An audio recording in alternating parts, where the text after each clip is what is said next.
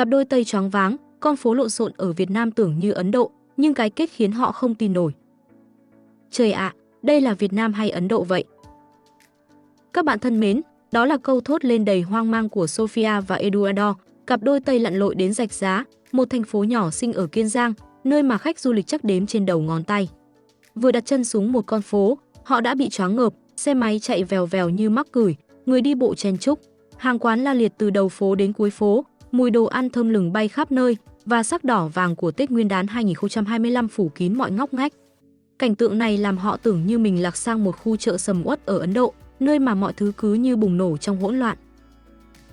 Nhưng mà khoan, cái hỗn loạn ở đây không phải kiểu đánh nhau hay lộn xộn bừa bãi đâu. Nó là cái nhịp sống cuồn cuộn, sôi động mà lại vận hành trơn tru đến kỳ lạ. Không có tiếng còi xe inh ỏi, không có va chạm hỗn chiến, chỉ có dòng xe máy lướt qua nhau như đang múa ba lê và bà con địa phương cười nói rôm rả, ai nấy đều bận rộn chuẩn bị cho Tết. Sophia và Eduardo cứ đứng ngơ ngác giữa phố, vừa phấn khích vừa hoang mang, như thể đang bước vào một bộ phim phiêu lưu không có kịch bản. Và rồi, khi họ nghĩ chuyến đi này sẽ chỉ là một bài kiểm tra thần kinh, thì một cú twist bất ngờ xuất hiện, một bữa tiệc Tết ngẫu nhiên. Những cái cụng ly nồng nhiệt và sự hiếu khách của người dân khiến họ nghẹn lời, chỉ biết thốt lên, trời ơi, không thể tin nổi. Con phố hỗn loạn nhưng đầy sức sống. Hãy tưởng tượng bạn đang đứng giữa một con phố ở Rạch Giá, nơi mà xe máy chạy ngang dọc như đàn cá lội, người đi bộ chen vai thích cánh và hàng quán thì bày bán đủ thứ trên đời, từ rau củ, hải sản tươi sống đến đồ trang trí Tết lấp lánh. Sophia và Eduardo gọi đây là con phố hỗn loạn nhất Việt Nam, nhưng nghe họ tả, mình thấy nó giống như mấy con đường ở chợ Bến Thành hay Tân Định vào giờ tan tầm, đông muốn xỉu, nhưng lại có cái charm khiến bạn không thể rời mắt. Điều làm họ sốc là dù con phố này đông đúc, chật chội, nhưng mọi thứ lại chạy mượt mà đến lạ. Eduardo bảo, ở Ấn Độ, còi xe kêu inh ỏi, đường phố thì bừa bộn, còn ở đây, không ai bấm còi, không ai đụng nhau, mà giao thông vẫn trôi chảy. Họ còn ngạc nhiên hơn khi thấy cả những cô chú lớn tuổi, tóc đã bạc, vẫn bon bon chạy xe máy giữa dòng xe cộ. Sophia trầm trồ, tụi tôi ở đây 2 tuần rồi, chưa thấy vụ tai nạn nào, trong khi ở Bangkok thì thấy hoài. Mình nghe mà cứ gật gù, vì giao thông Việt Nam mình đúng là loạn mà có trật tự. Cứ nhìn cách bà con luồn lách xe máy, bạn sẽ thấy nó giống như một màn trình diễn nghệ thuật, vừa kịch tính vừa tài tình. Con phố này còn đặc biệt vì nó không có bóng dáng khách du lịch. Sophia bảo, đây mới là Việt Nam thật, không khách sạn 5 sao, không quán cà phê xịn mịn, chỉ có đời sống người dân. Mình xem mà thấy đúng, vì mấy chỗ như thế này mới là nơi bạn cảm nhận được cái hồn của Việt Nam.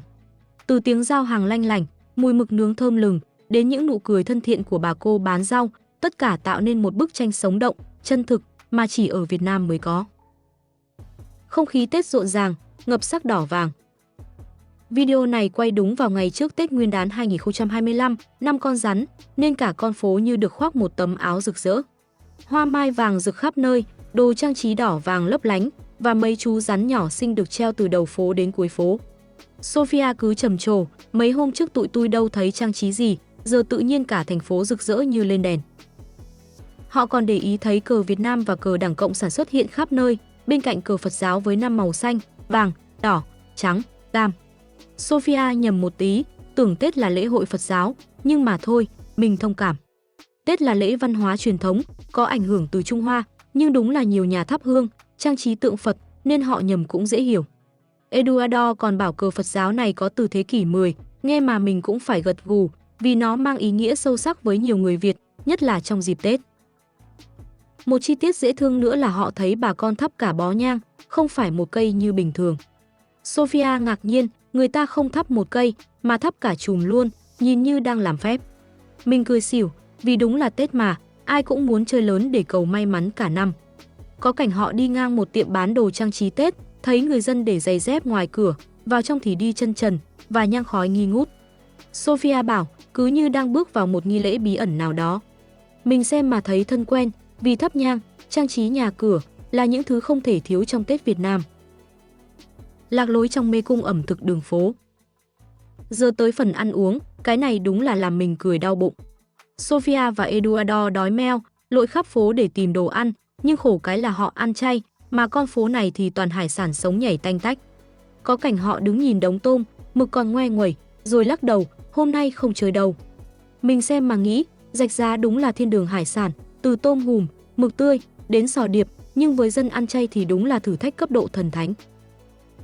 Bánh lạ lùng không tên.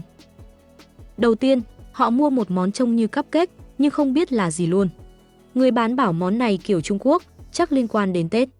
Mà cái bánh này hài hước lắm nha, trên bề mặt có lớp bụi, họ được dặn chỉ ăn phần đế, không ăn lớp trên cùng. Sophia thử xong ngơ ngác, bảo nó lạ lắm, không mặn không ngọt, giống kẹo mà không phải kẹo, hay là gạo luộc. Eduardo thì nhăn mặt, tôi không muốn ăn phần bụi đó, vị kỳ lắm. Mình đoán chắc là bánh in hay bánh tổ, loại bánh ngọt dẻo dẻo thường thấy trong dịp Tết, mà cái bụi đó có khi là bột chống dính, chứ không phải bụi bẩn đâu mà lo, ha ha.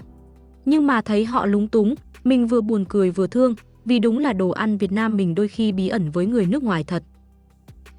Bánh tiêu giả danh Pepper Cake. Tiếp theo, họ mua một món gọi là Pepper Cake qua Google Translate, tưởng là bánh có tiêu, ai ngờ hóa ra là bánh mè ngọt, giòn rụm, tan trong miệng. Eduardo ăn xong khen nức nở, ngon xỉu, 10 điểm, giống như bánh ngọt mà tan ngay trong miệng. Sophia thì cười, cái này mà gọi là Pepper Cake hả? Không có tiêu gì hết. Mình cười muốn chết, vì rõ ràng đây là bánh tiêu, loại bánh rán tròn tròn phủ mè, ngọt ngọt, mà dịch qua Google chắc thành Pepper Cake vì mè với tiêu nghe na ná. Cái này đúng là đặc sản đường phố, ăn nóng hổi, giòn tan, ai mà không mê. Đậu hũ tươi hết sảy. Cảnh đỉnh nhất là khi họ ghé một tiệm làm đậu hũ tươi, thấy người ta chế biến đậu nành ngay tại chỗ, mùi thơm nước mũi. Họ mua một miếng đậu hũ với gia vị, có lẽ là tỏi hoặc rong biển, ăn xong Sophia tấm tắc khen, ngon quá, 10 trên 10, mềm mịn như lụa. Eduardo thì thêm vào, cái này đúng là món chay hoàn hảo, tôi muốn ăn thêm nữa. Mình xem mà thèm, vì đậu hũ tươi ở mấy tiệm nhỏ thế này đúng là đỉnh của chóp, mềm mịn, thơm lừng, thêm chút gia vị là muốn ăn cả ngày. Họ còn để ý thấy tiệm bán cả nấm, đủ loại, nhìn mà hoa cả mắt. Nhưng mà khổ, họ gặp rào cản ngôn ngữ kinh khủng. Cứ hỏi món này chay không, mà người bán không hiểu, phải lôi Google Translate ra. Sophia than, tôi chán hỏi miệng rồi, hỏi gì người ta cũng không hiểu, cứ lắc đầu cười. Có cảnh họ dùng Google Translate hỏi về Pepper Cake, xong người bán gật gù, nhưng món đưa ra lại là bánh mè ngọt. Mình xem mà thương, vì ở mấy chỗ địa phương thế này, tiếng Anh không phổ biến, mà đồ ăn thì lắm món lạ, không biết đâu mà lần. Họ còn để ý nón lá, cái nón biểu tượng của Việt Nam, mà họ thấy nhiều người đội để che nắng mưa.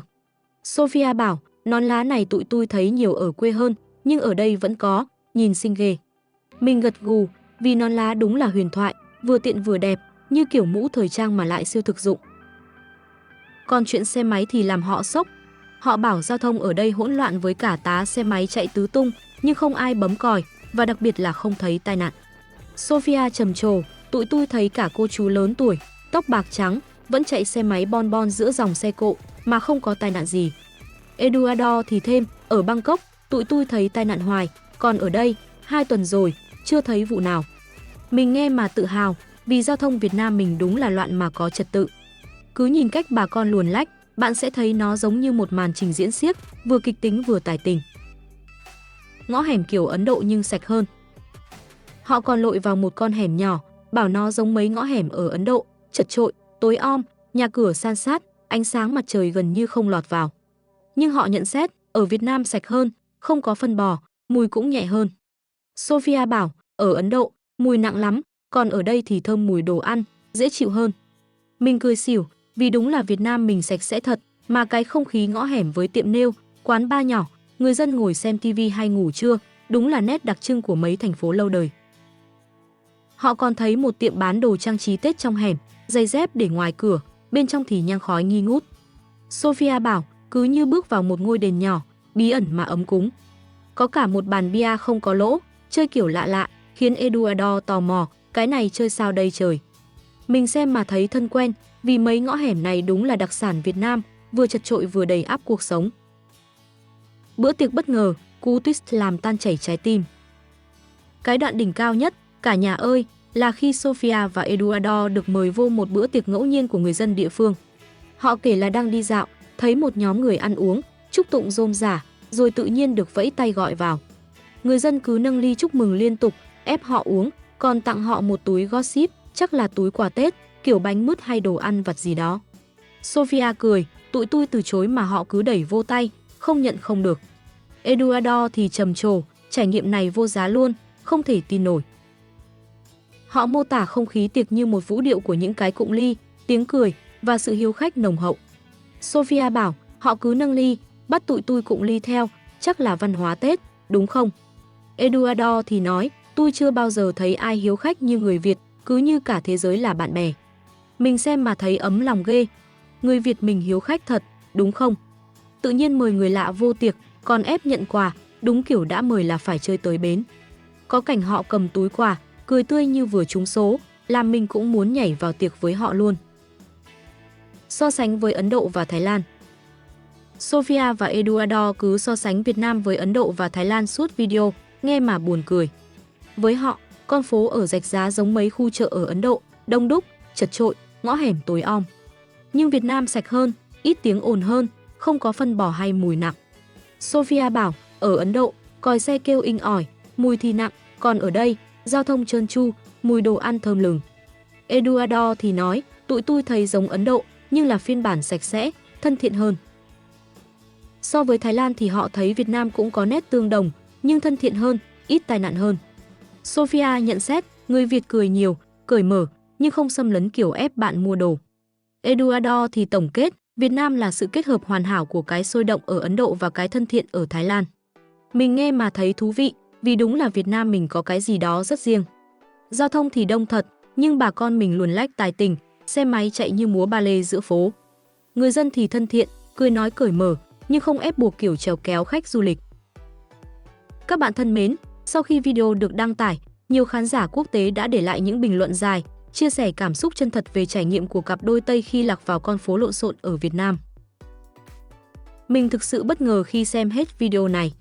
Lúc đầu nhìn cảnh xe cộ chen chúc, tiếng còi inh ỏi, mình nghĩ chắc sống ở đây rất mệt mỏi. Nhưng càng xem càng thấy thú vị, mọi người như có cách riêng để hòa vào dòng chảy, chẳng ai tỏ ra căng thẳng cả.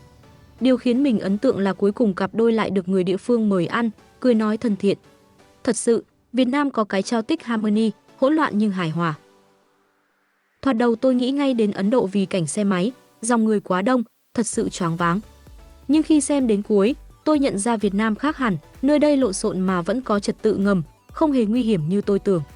Cách mà cặp đôi được người dân chào đón, cho thấy tinh thần hiếu khách rất đặc biệt. Tôi nghĩ chính điều này làm Việt Nam khác biệt với nhiều nước châu Á khác. Tôi từng đi Bangkok vài lần và cứ nghĩ rằng Thái Lan mới là nơi sôi động nhất Đông Nam Á. Nhưng sau khi xem video này, tôi cảm thấy Hà Nội hay Sài Gòn còn có cái chất rất thật.